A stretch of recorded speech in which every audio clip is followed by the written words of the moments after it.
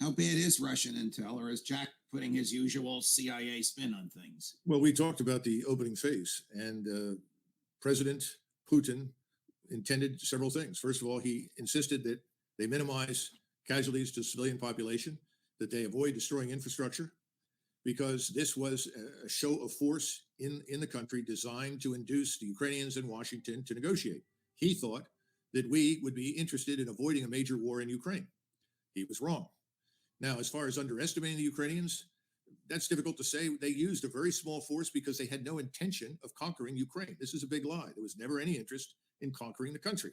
They wanted the Russian citizens to have full rights before the law. They wanted the two autonomous regions to be treated decently because they were effectively Russians who wanted their own culture, language, and schooling. He wanted the Ukrainians to recognize legitimate Russian control of the Crimea that they'd had since the 1770s, and they wanted Ukraine to be neutral. There was no goal associated with conquering Ukraine. So I don't know where he gets the parade uniforms and hotel reservations.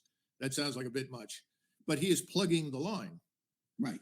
And if he wants to be on contract with the CIA from time to time and be paid consulting fees, he'd better plug the line.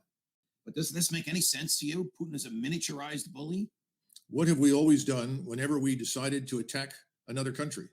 We immediately demonize its leadership. This is a standard playbook. He's simply repeating, what everybody says. I'm surprised he was so easy on Putin. I've heard far, far worse about Putin from all sorts of people. A mafia don, all sorts of terrible things about a criminal and so forth and so on. This is just once again part of the standard routine, and I'm sure that's what he's doing, and he's going to stick with that when the Russian troops are all over Ukraine and there is no Ukrainian army, no Ukrainian government. He'll be talking about the revolution that's coming in Moscow. Putin's folly, Colonel. I don't know. I think he may be heavily invested in the cannabis industry and is using too much of his favorite product. Let's be frank.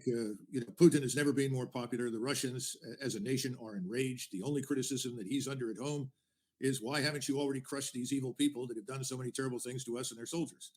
Putin has deliberately minimized, as far as he can, the information about the terrible atrocities committed against captured Russian soldiers because he's afraid of the backlash.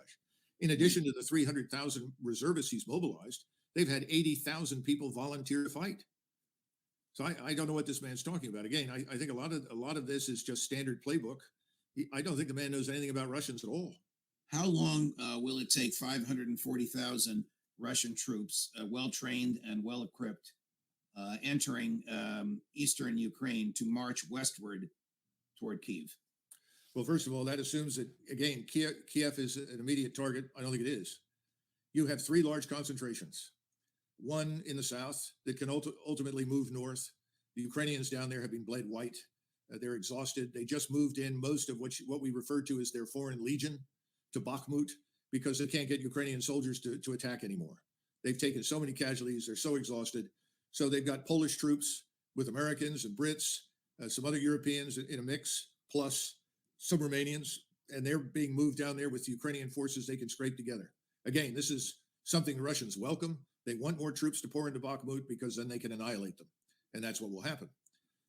This is a hopeless situation. At some point, when the decision is made to attack it, I think this man, Surovikin, has a set of conditions that he wants to be met.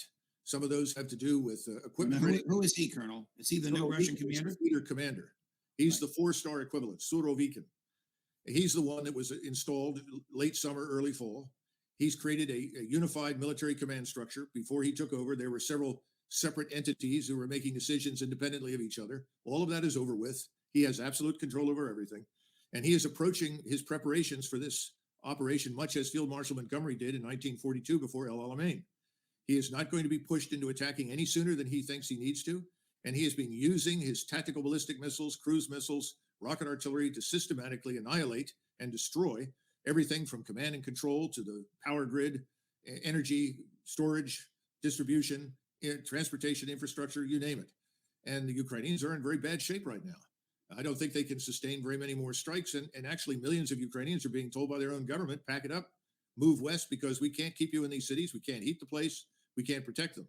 And that's, of course, another positive development because the Russians would prefer that these places don't have civilians in them. It makes it much easier to conduct operations.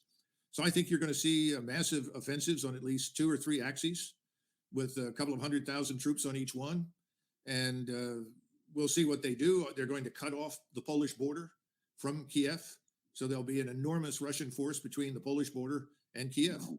There'll be an enormous Russian force that encircles and cuts off and destroys what's left of the Ukrainian forces in the south. They'll come up from the south. This is almost a vice or a pincer movement with Kyiv in the middle. Yeah. The last thing that they'll do is deal with Kyiv. They want to annihilate the Ukrainian army. They talked about denazification for a long time. They're not going to rest until all of these Nazi formations that everyone apologizes for in the West are gone. Right. And once they're gone, then they'll turn their attention to Kyiv. Now, there is concern, growing concern in Moscow, that we would be foolish enough to take this 90,000 man coalition of the willing and try to rush into some part of Western Ukraine as the liberator or savior of what's left of Ukraine.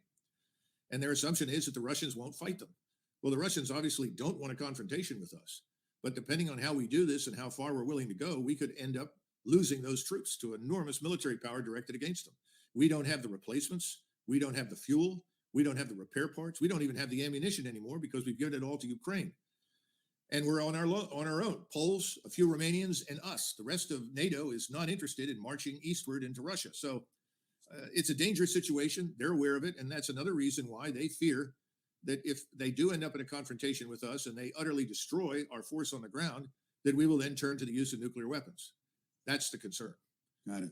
So much for Putin's folly. Colonel Macgregor, always a pleasure. Thank you so much for joining us today.